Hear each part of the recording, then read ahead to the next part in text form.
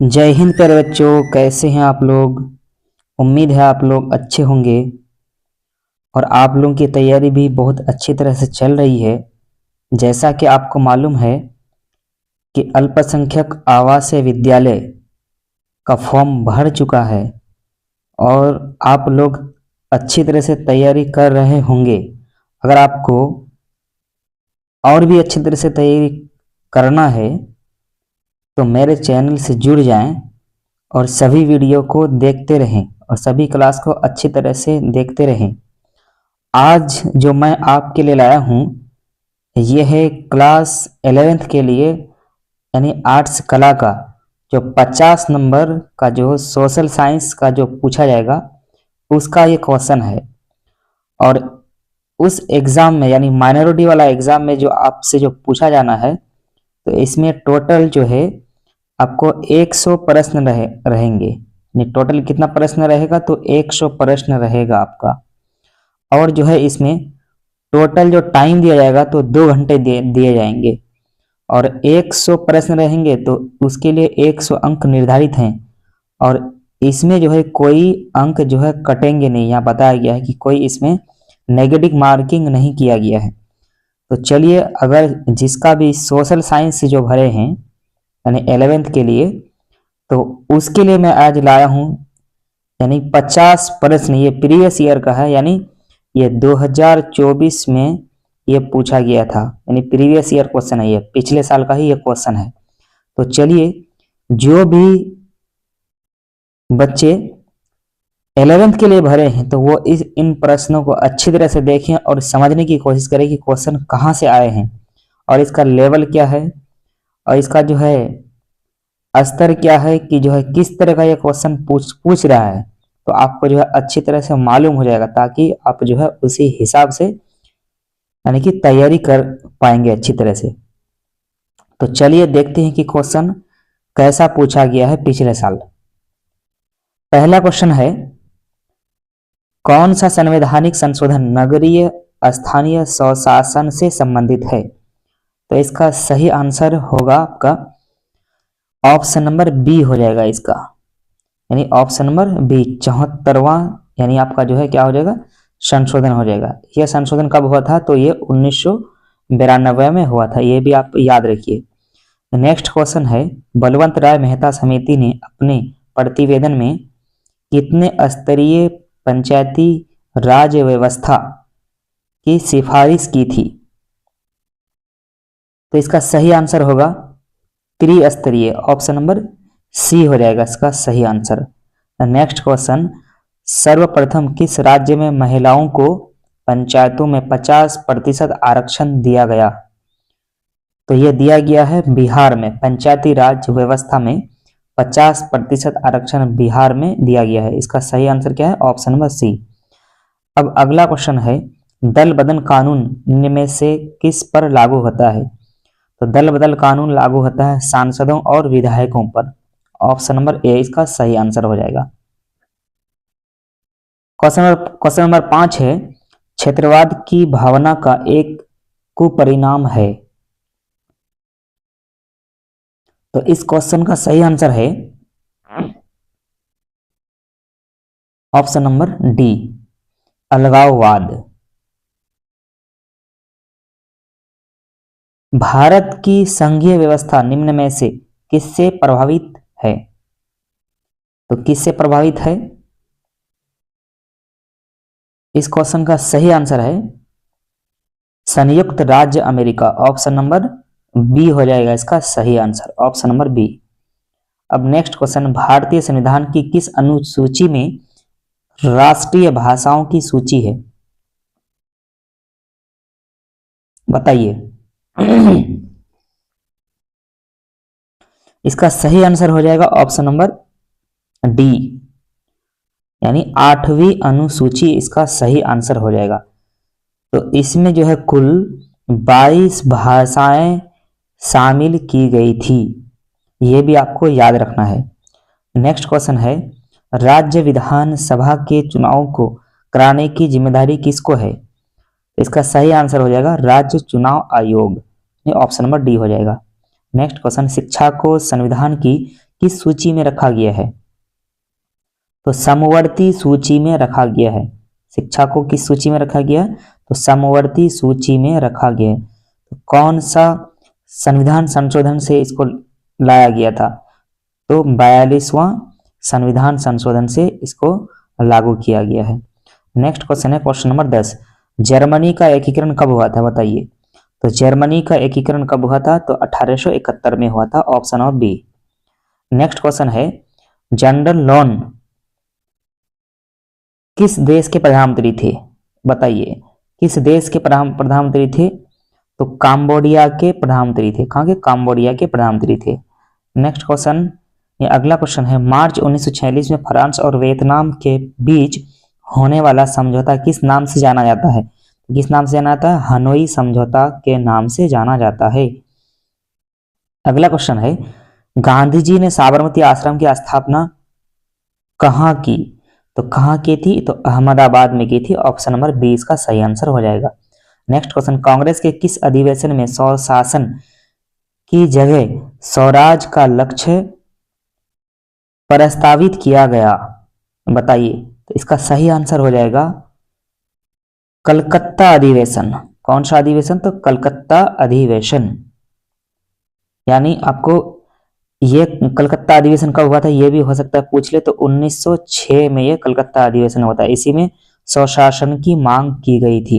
एक क्वेश्चन इसमें और पूछ सकता है कि ऐसे पूछ सकता है कि पूर्ण स्वराज की मांग कब की गई थी?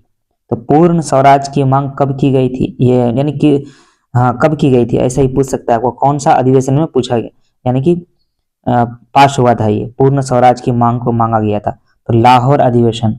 कौन सा? लाहौर अधिवेशन। ये भी इंपॉर्टेंट है इस बार के लिए। लाहौर अधिवेशन कब हुआ था? तो 1929 में हुआ था। 1929 में हुआ था, ये मोस्ट वीवीआई है।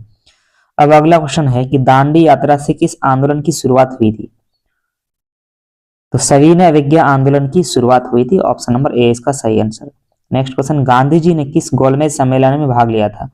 तो द्वितीय गोलमेज सम्मेलन में भाग लिया था गांधी जी ने। टोटल कितने गोलमेज सम्मेलन हुए थे? 3 गोलमेज सम्मेलन हुए थे। बंगाल विभाजन कब और किसने किया? तो बंगाल विभाजन 1905 में कर्जन ने किया था। अगला प्रश्न है स्वराज पार्टी का प्रथम सम्मेलन कहाँ हुआ था? बताइए कहाँ हुआ था स्वराज पार्टी का प्रथम सम्मेलन? तो इलाहाबाद में हुआ था। कब हुआ था? इलाहाबाद में 1923 में हुआ था स्वराज पार्टी का पहला सम्मेलन। नेक्स्ट क्वेश्चन है इनमें से किसने पावरलूम का आविष्कार किया था? तो पावरलूम का आविष्कार किसने किया था? तो एडमंड कार्टराइट ने किया था। Edmund Cartwright.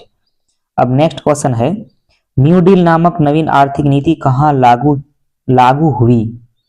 तो कहाँ लागू हुई थी न्यू डील नामक आर्थिक नीति? तो अमेरिका में लागू हुई थी।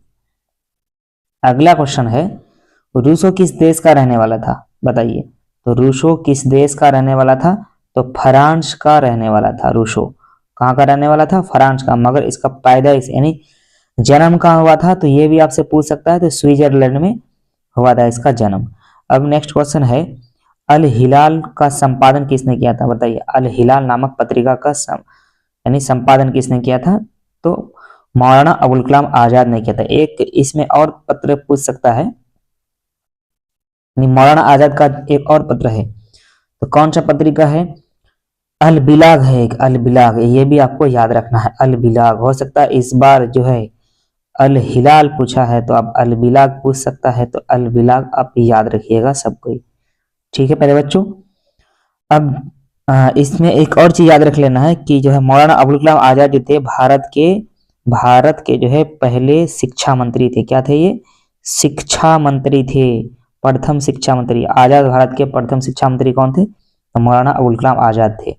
अब नेक्स्ट क्वेश्चन है महात्मा गांधी ने इनमें से किसका संपादन किया था? किस पत्रिका का संपादन किया था? यंग इंडिया का संपादन किया था। चलिए अब काउंट काबूर को विक्टर इमैनुअल ने किस पद पर नियुक्त किया था? तो किस पद पर? तो प्रधानमंत्री के पद पर नियुक्त किया था। वियना सम्मेलन की मेजबानी किसने की? तो किसने की थी? तो मेटरनिख ने की थी। किसने की थी? मेटरनिख ने।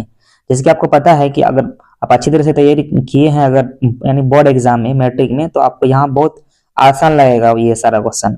तो चलिए अब देखते हैं फिर अगला क्वेश्चन क्या है। आंतरिक विद्रोह को दबाने के लिए रूस में किस संगठन की स्थापना हुई थी? बताइए किस संगठन की स्थापना हुई थी? तो किस संगठन की स्थापना हुई थी? चेका की स्थापना हुई थी। ऑप्शन नंबर 20 का सही आंसर हो जाएगा। अब नेक्स्ट क्वेश्चन है, विश्व उपभोक्ता अधिकार दिवस कब मनाया जाता है? बताइए विश्व उपभोक्ता अधिकार दिवस बताइए कब? तो 15 मार्च इसका सही आंसर हो जाएगा, option number B. Next question, मानव विकास सूचकांक में इनमें से किसे सम्मिलित किया गया है? बताइए इनमें से किसे सम्मिलित किया गया है? क्या होगा इसका सही आंसर? इसका सही आंसर हो जाएगा इनमें से सभी। जीवन प्रत्याशा, शिक्षा प्राप्ति और जीवन स्तर, ये सभी के सभी हो जाएंगे। ऑप्शन नंबर डी इसका सही आंसर है। अब अगला प्रश्न है, क्या है कि भारत में आर्थिक नियोजन का काम कौन सी संस्था करती है? तो कौन सी संस्था करती है? क्या हो जाएगा इसका सही आंसर? इसका सही आंसर हो जाएगा राष्ट्रीय विकास आयोग, यानी परिषद लिखा हुआ रहता है आप देखो, तो क्या होगा? राष्ट्रीय विकास परिषद, इसका सही आंसर हो जाएगा। अब अगला क्वेश्चन है, निम्नलिखित में कौन भारत का सर्वोच्च बैंकिंग संस्था है? तो कौन है सर्वोच्च बैंकिंग संस्था? भारतीय रिजर्व बैंक। क्या है? भारतीय रिजर्व बैंक। अब अगला क्वेश्चन है, प्राथमिक क्षेत्र में कौन सी आर्थिक क्रिया शामिल है? प्राथमिक क्षेत्र में कौन सी आर्थिक क्रिया शामिल है? तो खनन होगा। क्या हो जाएगा? खनन। अब नेक्स्ट क्वेश्चन है, सोने के आभूषणों की गुणवत्ता सुनिश्चित करने के लिए किस मानक चिन्ह का प्रयोग किया जाता है? किस मानक चिन्ह का प्रयोग किया जाता है सोने की पहचान के लिए? तो हॉलमार्क से जो है उसकी पहचान होता है। सोना कुल यानी कि शुद्ध सोना कितने कैरेट का होता है? तो ये भी आपको याद रखना, कितने कैरेट का? तो 22 कैरेट का होता है, सॉरी 24 कैरेट का होता है। 24 कैरेट का होता है शुद्ध सोना, और 22 कैरेट से उसको क्या उसका आभूषण बनाया जाता है, आपको याद रखना। और सोना को जो मापा जाता है तो इसमें तो कैरेट में मापा जाता है, ये भी आप याद रखिए, कैरेट में मापा जाता है इसको। अब नेक्स्ट क्वेश्चन है, मौसमी बेरोजगारी पाई जाती है, मौसमी बेरोजगारी पाई जाती है कृषि क्षेत्र में। Option number B.